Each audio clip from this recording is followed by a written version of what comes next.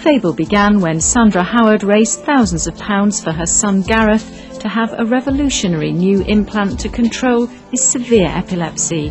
The VNS, vagus nerve stimulator, made so much difference to Gareth's life, Sandra and her friends decided to continue fundraising to help others. A decade on, they've helped countless people all over the country. The consultants who treated Gareth remain advisors to the charity.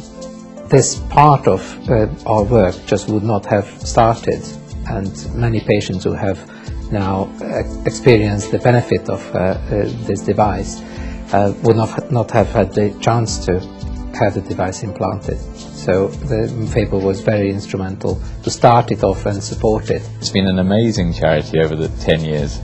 It started as a charity to provide vagus nerve stimulators, because at that time vagus nerve stimulation wasn't widely accepted, certainly not in children but also in adults, and has changed over time to provide information to people with epilepsy about vagus nerve stimulation, but also about epilepsy in general, and to look at a much broader range of activities to support people with epilepsy and to live up to its name, to improve the life of people with epilepsy. Pam Andrews from Bristol received £7,000 from Fable last year to pay for her implant.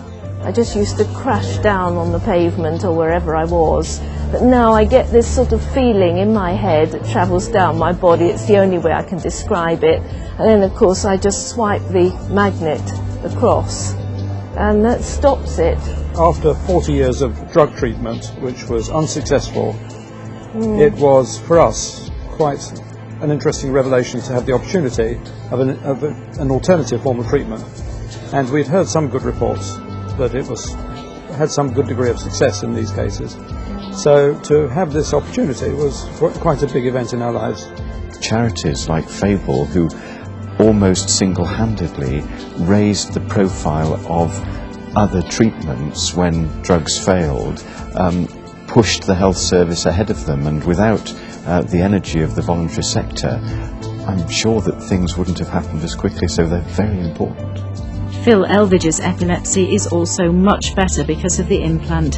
He shared his story with health professionals at a national symposium on epilepsy organised by Fable.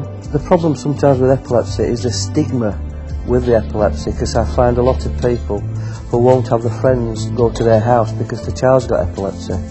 And that is the problem with it really. Once you get to understand it, or if you live with it or have people working for you, you begin to understand it more.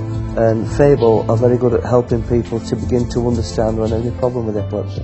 500,000 people in the UK have epilepsy.